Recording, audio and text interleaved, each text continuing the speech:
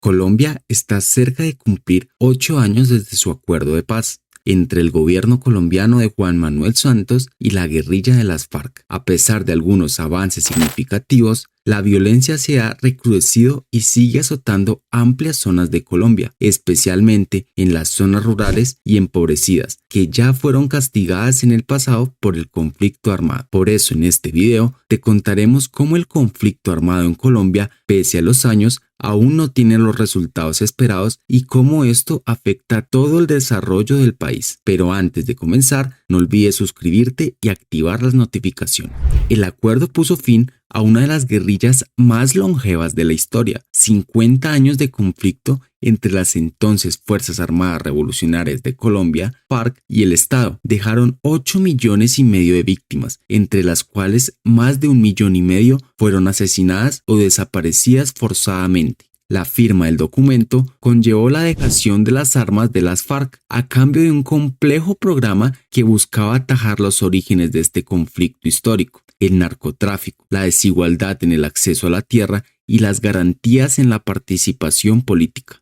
Sin embargo, años después, estos logros no son visibles. Según el Instituto de Estudios Internacionales de Paz, CROC, uno de los encargados de hacer el seguimiento de la implementación de la paz en Colombia, solo hay 2 áreas de las 6 acordadas en total que se acercan al 50% de cumplimiento. Son las áreas que hablan del fin del conflicto y de los sistemas de verificación en la implementación del acuerdo. Es decir, todos los puntos que hablan de abandonar las hostilidades entre ambas partes y de la creación de comisiones y veedurías que analizan los avances hechos en el acuerdo. En cambio, los apartados que hablan de la reforma rural, la participación política o la sustitución de los cultivos de coca, por ejemplo, van mucho más atrasadas. La Oficina de las Naciones Unidas contra la Droga y el Delito registró 169,000 hectáreas de coca en Colombia en el año 2018. Es el primer año que desciende desde el inicio de los diálogos de paz entre el expresidente Santos y las FARC en 2012, pero es un descenso irrisorio. La diferencia es de 2,000 hectáreas. En 2012, la superficie ocupada por la siembra de coca era de 47,490 hectáreas. El acuerdo de paz incluye un ambicioso programa, el Programa Nacional Integral de Sustitución de Cultivos Ilícitos, el cual busca cambiar los cultivos de coca por otros proyectos productivos para las familias campesinas, que son las que usualmente siembran la hoja que después se transforma en cocaína. Cerca de 130,000 familias se inscribieron para recibir este beneficio. Muchas de ellas denuncian que la ayuda del gobierno no les llegó a pesar de que ellos arrancaron sus siembras. El Instituto CROC alertó en su último informe sobre los retrasos en la reincorporación a la vida civil de los exguerrilleros de las FARC y llegaba a avisar de la insatisfacción y desconfianza que eso había generado en algunos de ellos. Según las últimas cifras de la Agencia Nacional para la Reincorporación, se contabilizaron 12,956 exguerrilleros en este proceso. Sin embargo, solo 1,244 de estos están involucrados en los proyectos productivos activos. Pero quizás uno de los indicadores que más muestran las dificultades de la implementación de la paz es el número de exguerrilleros de las FARC que han sido asesinados desde la firma del acuerdo. Según la Fiscalía, han sido 129 desde noviembre de 2016. La cifra asciende a 167 según el partido FARC, heredero político de la guerrilla creado en 2017. En la mayoría de los casos se desconocen los autores de los homicidios y el partido señala que el ejército es el posible culpable. Pero la peor mancha sobre el acuerdo de paz es sin duda el asesinato de defensores de derechos humanos.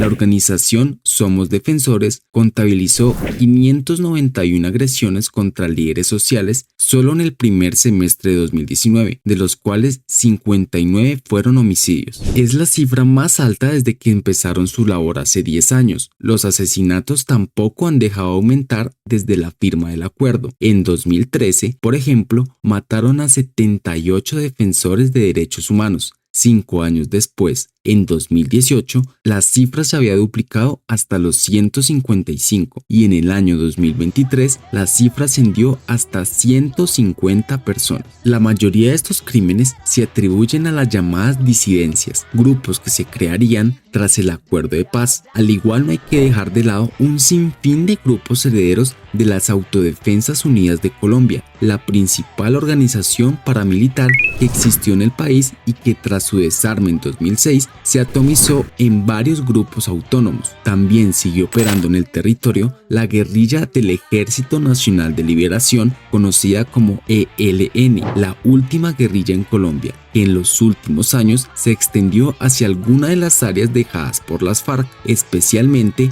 en las fronteras con Venezuela y Ecuador. El actual gobierno heredó los diálogos de paz de Santos con la guerrilla, pero lo suspendió tras un atentado del ELN en una escuela de policía de Bogotá que dejó 21 víctimas mortales en enero de 2019.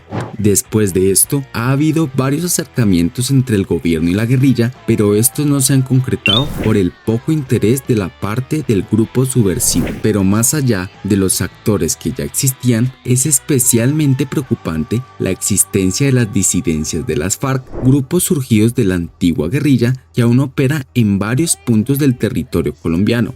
En total, se calcula que hay 2.300 personas integrándolas. Estos se conforman de algunos grupos que abandonaron las negociaciones de paz al no estar convencidos de las garantías del gobierno, mientras que otros volvieron a las armas después de la firma, en ocasiones empujadas por motivos políticos y en otros por el ansia de mantener el control sobre las economías ilícitas que manejaban con las FARC. El resumen es que en algunas zonas de Colombia, las comunidades cuentan que la paz establecida en el acuerdo nunca les llegó, ya que el grupo armado nunca abandonó la zona. De hecho, les siguen llamando guerrilla. Hay logros que no pueden desmentirse. La gran mayoría de guerrilleros de las FARC han dejado las armas y ahora forman parte de un partido político que tiene representación en el Congreso y en el Senado, y que en las últimas elecciones del mes de octubre llegaron a ganar algunas alcaldías. En general, la tasa de homicidios ha disminuido en muchas regiones del país, aunque no lo ha hecho en todas, ni es un descenso homogéneo. Sin embargo, estas buenas noticias no pueden opacar una triste realidad: la paz no ha llegado a Colombia.